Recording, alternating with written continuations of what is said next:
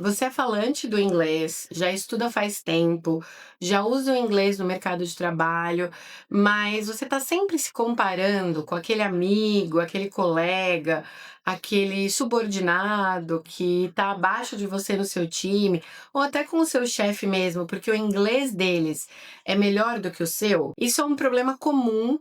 Principalmente do mercado de trabalho, que a gente participa de reuniões, a gente participa de apresentações, até daquele bate-papo em inglês, no coffee break, num congresso, num ambiente mais casual, né, mais descontraído. E aí a gente começa a ouvir o inglês do nosso amiguinho, o inglês do nosso colega, ou às vezes não tão colega assim, e a gente sempre se compara. A gente fala, "Ah, nossa, eu consigo falar, mas eu não consigo falar igual a ele.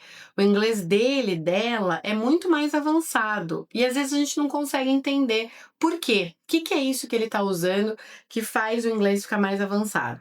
No vídeo de hoje, eu vou te dar 5 estruturas, 5 coisas que talvez você vai entender melhor por que que o inglês, por que que a grama é mais verde do outro lado da cerca. Sabe essa estrutura?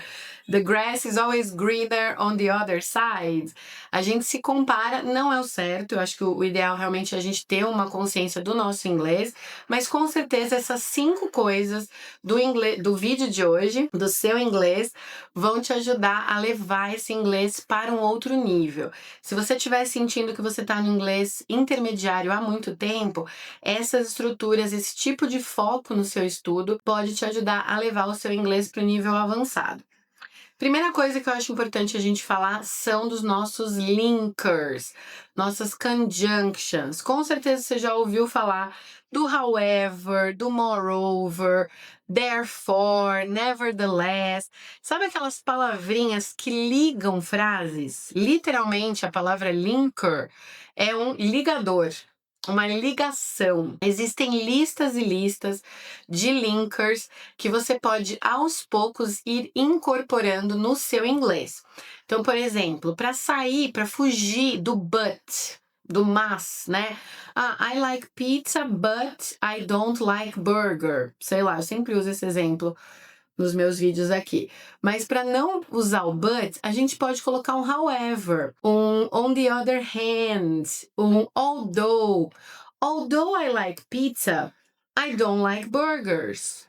É o tipo de palavra que, dentro de um contexto daqueles que eu estava falando no começo do vídeo, pode te ajudar a brilhar. Sabe? Aquela palavra que chama atenção, aquela palavra que faz você soar muito mais seguro com o idioma, porque no final do dia, né, no final das contas, a gente está falando de segurança. Você quer se sentir tão seguro, tão imponente, tão dominante com o seu inglês quanto essa pessoa com quem você está se comparando. Então, acho que é o ideal realmente é focar nessas palavrinhas para trazer isso para o seu game A, sabe? Para o topo, para o seu jogo número A, número A. Seu jogo letra A, assim, o topo do seu jogo. Então, estuda algumas que você se sente mais seguro. Ah, eu não sei usar o do. Beleza. Coloca o however. Para substituir o and, que é o de adição, o e, né?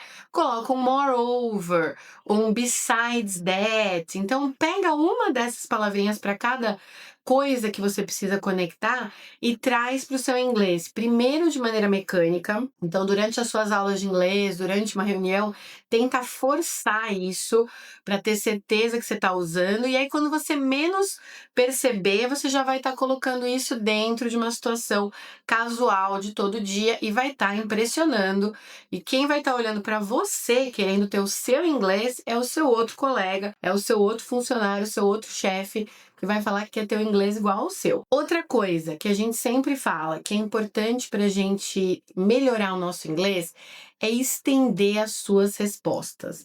Estender o que você está falando. Às vezes, não é isso, eu vou pedir para você prestar atenção, porque é uma realidade que eu sinto na minha vida, assim, falando português, falando inglês, claro, mas na vida real.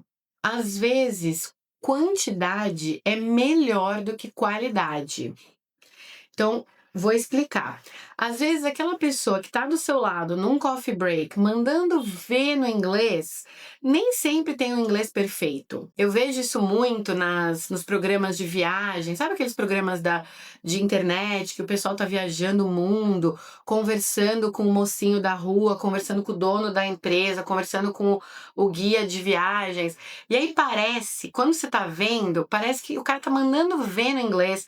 Simplesmente porque ele está falando bastante, ele está explicando coisas grandes, frases completas, e, né, se empolgando com aquela resposta, se empolgando, afinal de contas, ele está gravando, né, um vídeo de viagem, ele tem que falar muito, ele tem que empolgar a pessoa com quem ele está conversando.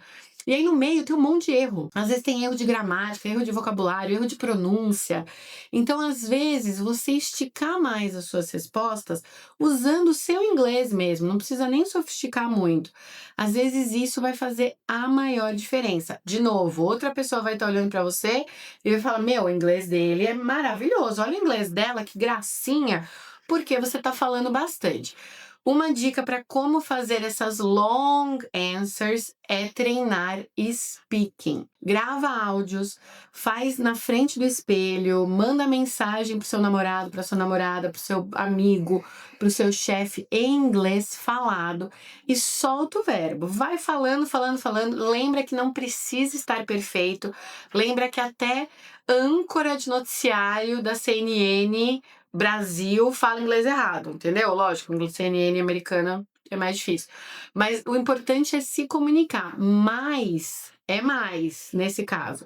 Então, long answers é um recurso importantíssimo para você soar mais confiante e soar que tem um inglês melhor do que talvez você esteja produzindo hoje. Outra coisa para prestar muita atenção para soar melhor, soar mais bonito, soar com o inglês melhor. Você vê que a gente está falando que é o soar, né? O jeito que você soa, o jeito que você parece ter, que é muito importante e a gente constrói a nossa confiança baseada nisso. É não aprender palavras sozinhas. Então, isso eu falo muito aqui no canal, eu tô sempre falando para você não aprender e colocar no seu caderno uma palavra com a tradução do lado. O que a gente vai focar aqui são chunks, são blocos, são collocations. Cada vez que você aprende uma palavra, você vai aprender o que vem junto dessa palavra. Então, aprendi o verbo acquire, adquirir. O que eu posso acquire? Acquire a new business, acquire a new hobby, acquire a new function. Algumas dessas construções não funcionam. Você adquire alguma coisa com o acquire material. Então, acquire a hobby não funciona. You take up a hobby. Aí, essas conexões, na hora que você vai estudar, vão fazer toda a diferença. Porque você vai usar aquela palavra bonita, acquire, ao invés de buy, ao invés de get, ao invés de take, mas só que você às vezes não sabe o que usar junto com ela. E aí você trava, e aí você acaba usando a palavra mais básica que existe, que também não tem problema, mas lembra que o nosso objetivo é dar esse upgrade, dar essa subida na sua confiança, né, para ter aquele momento de brilhar no seu inglês. Então, principalmente palavras novas e principalmente palavras de inglês avançado, sempre trabalhe com collocations. Faça frases, coloque para cada verbo 2, 3 possibilidades de sujeitos, de substantivos para entrar com aquele verbo. Então, sempre use esse bloquinho de palavras, preposições. Também não canso de falar aqui, deixa nos comentários o que você sente com aquele uso de prepositions, to, for, of, in, on, at. Ninguém suporta isso, principalmente no inglês avançado, mas as preposições sempre aparecem juntas de alguma outra coisa. É um verbo mais preposição, adjetivo mais preposição. Então, uma vez que você aprende isso junto, na hora de usar, você vai brilhar. Outra coisa, número 4, que tem tudo a ver com o número 3, é o uso de sinônimos. Então, falei aí da palavra acquire, que me veio aqui completamente randômico, mas ela é um sinônimo da palavra buy. Em muitas situações, buy e acquire funcionam do mesmo jeito. tenho que prestar atenção na collocation, não é tudo que funciona com uma que funciona com a outra, mas ela é de fato um sinônimo. Trabalhar com sinônimos é a dica número 4 para a gente melhorar e dar esse upgrade do intermediário para o avançado. Então, existem mil possibilidades de você trabalhar com sinônimos. Pode procurar na internet, usar um dicionário de sinônimos, ler um livro, ler um texto, ler uma legenda do Instagram e tentar achar uma palavra que é equivalente a essa no inglês mais básico. Mas, naturalmente, se você parar para prestar atenção no seu amiguinho que fala aquele inglês bonito, que fala aquele inglês nota 10, ela vai estar usando sinônimos. Você pode usar o buy numa frase, o acquire na próxima, o purchase na próxima também, mesma coisa que o buy. Então, conforme você vai multiplicando essas palavras, parece que você sai daquele platô. Você sai daquele básico, daquele mínimo que a gente já usa e já está usando para se comunicar, mas que não vai ficar tão bonito quanto você usar uma palavra maravilhosa que é sinônimo de uma palavra que você já conhece. Eu sempre falo que é tradicional aquele rapid.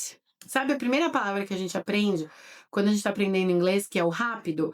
Em inglês a gente aprende fast. Fast food, fast car, fast. Mas existe uma outra palavra que a gente lembra muito mais fácil até para quem fala português, que é o rapid. Rapid existe e é um sinônimo de fast. Então, se você já consegue ter duas palavras para dizer rápido, às vezes você vai conseguir aí impressionar, né, ter aquela cara de super, ultra, mega fluente em inglês com uma palavra que é super próxima da nossa em português. Então, sinônimos são o canal. E por último, mas não menos importante, acho que uma coisa também que pega muito para todo usuário do inglês nas situações que eu mencionei aí no começo do vídeo, reuniões, coffee breaks, happy hours, apresentações, são os famosos travei, não sei o que falar. Às vezes eu não sei o que falar, não só por causa do inglês, mas porque eu tô pensando, né? Eu não tenho ainda uma opinião formada, eu preciso desenvolver aquilo, preciso pensar numa coisa um pouco mais estruturada, e não tenho esse tempo, parece que tá todo mundo olhando pra minha cara. E aí eu travo, aí eu esqueço todas as palavras. Esse t que acontece no inglês, essa tela branca, tela azul, tela preta, escolha a cor da tela que você quer colocar aqui, aquela travada geral acontece porque em português a gente tem o que a gente chama de preenchimentos do espaço, sabe? Essas pausas que a gente dá quando a gente está pensando no que vem por aí, no que vem em seguida. No inglês, a gente está tão preocupado com o verbo, com o sujeito, com o do, com o dito, com o auxiliar, que esses fillers, esses preenchimentos dos vazios, dos espaços, eles desaparecem. A gente nem se preocupa com eles, já tem tanta coisa pra gente se preocupar. Então, o que eu falo que é importante nesse momento é a gente ensaiar. You know, I'm thinking, well, to be honest, you know what I'm saying? I don't know if I'm clear. I don't know if you get my point. Essas frases prontas de preenchimento de pensamentos. Porque aí você tá respirando com aquilo e tá tendo tempo de pensar no que vem depois. Às vezes a pessoa que tá do seu lado, que tem um inglês pior que o seu, vai usar essas frases desse jeito e vai parecer super descolado, super confiante, simplesmente porque no meio vem um to be honest. Eu amo to be honest, que é o famoso, né? Pra ser honesto, pra ser sincero, olha o tempo que você ganha, né? Well, I don't know. To be honest, I think. Olha só, às vezes são 4, 5 segundos que tá te dando aquele tempo para respirar, para pensar no que você vai dizer em seguida. Não necessariamente pensar no inglês daquilo, mas no seu ponto de vista mesmo. Então, a dica nesse momento desses natural fillers, desses preenchimentos aí de buracos da fala, é você estudar uma listinha. Do mesmo jeito lá que no item 1 a gente falou de alguns connectors, de alguns linkers, aqui a gente fala desses preenchimentos também como uma listinha. Então, well, you know, kind of, not sure, you know what I mean, to be honest, I'm not I'm not sure if you understand, I'm not sure if I'm clear. Todas essas frasezinhas de um jeito que você meio que memorize, de novo, começando de um jeito mais mecânico, mais forçado, e depois de um jeito mais tradicional, mais natural, você vai ver que vai deixar o seu inglês com aquele upgrade, com aquela soltura, né, com aquela fluidez, né, que a gente está querendo na hora que a gente está numa dessas situações de impressionar com o idioma. Capricha. Eu sei que é uma lista grande. Deixa nos comentários se você quer entrar em algum desses itens com mais foco. Eu posso fazer um vídeo específico para cada um desses. Me fala o que você tem dificuldade para eu também poder te ajudar aí nos mil entreveros de tentar mostrar o seu inglês e, né, e se destacar usando esse idioma. São instrutoras de inglês avançado, então vamos trabalhar com elas para realmente dar esse upgrade. Deixe seu like se você curtiu esse tipo de conteúdo e na próxima a gente se vê para muito mais. See you later and bye!